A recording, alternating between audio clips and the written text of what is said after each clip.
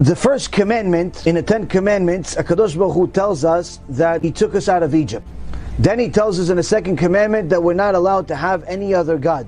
Then He tells us to not use His name in vain. So the first 3 commandments tell us that we have a certain set of responsibilities of where we spend our time, how we even spend where our mind is, and so on and so forth. And the Chachamim explained to us that we are not allowed to intentionally alter our state of mind. And the reason why is because you have to know that Kadosh Baruch Hu is next to you at all times.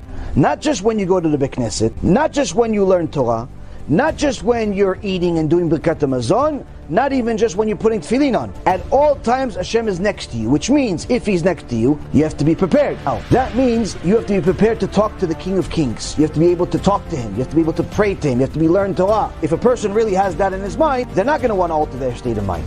Now, if a person alters their state of mind electively, Rav Moshe Feinstein, alav shalom, says somebody that alters their state of mind by taking drugs, whether it be marijuana or any other type of drug, electively, for fun, they're considered a ben sorer umoreh. A ben sorer umoreh, the Torah says, is a wayward child that would be given the death penalty. So that means that that person is violating the 10 commandments because he's altering his state of mind. He's putting himself literally in a state of mind that he's not able to talk to Hashem.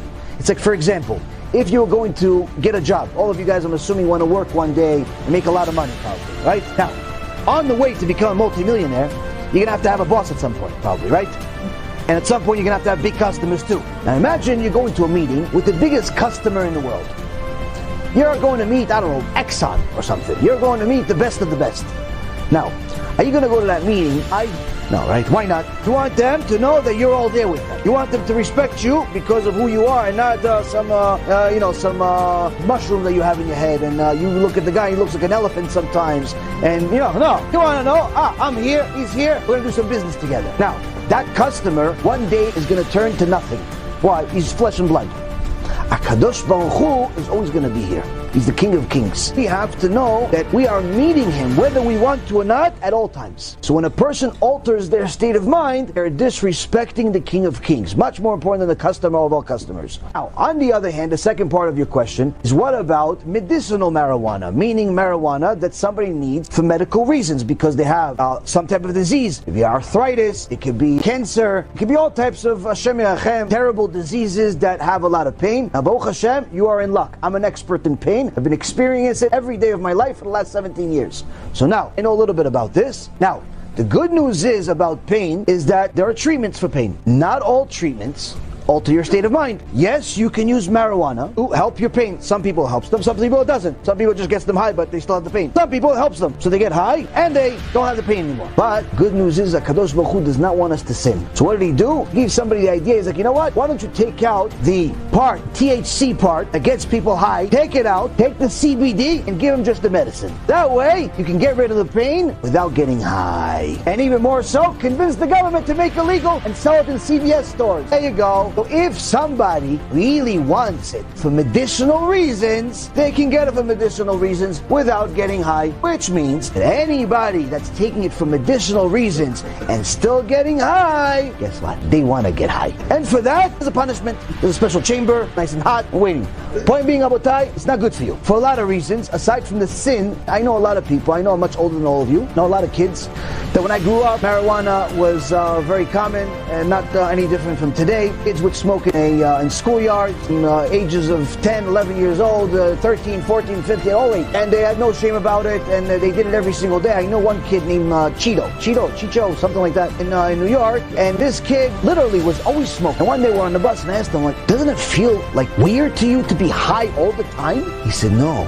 I smoke so much that for me to be not high is not normal. He said, high is the normal. I don't know if he's still alive. I doubt it. But I can promise you that he cannot do a calculation of 15 times 15. How many of you can do 15 times 15 in your head? Okay, all of this stuff you're supposed to be able to do naturally. Why?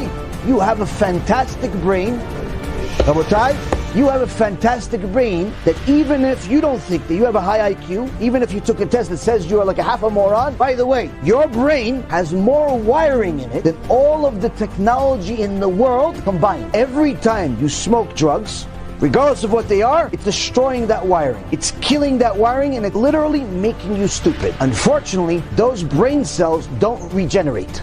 So what happens? Now it's not a big deal. One cigarette after another, then another joint, another bowl, another this, another that. I know, but I wasn't born yesterday. I know. Right. Now what happens? In the beginning, it's not a big deal. In the beginning, you feel like it's even making you smarter. Well, guess what? By the time you get to my age, all of a sudden you forget people's names. All of a sudden you don't even know where you are. All of a sudden the feeling you had that was kind of cool when you were 18 becomes standard, and it's not cool. It's not cool at all. Why? Because you get fired for stuff like that. Because they ask you, how come you didn't meet the deadline? Oh, I forgot we had a deadline. What do you mean you forgot? $5 million is depending on his deadline. You forgot? Are you high? No, but I used to smoke. Oh, used to smoke. Now the results. So if you want to get yourself to a level of stupidity, continue smoking. It's also a sin, but it's also going to make you stupid. I know you're going to say, yeah, but there's a lot of really smart people that smoke. Yeah, there are a lot of really smart people that smoke. They would be smarter if they didn't.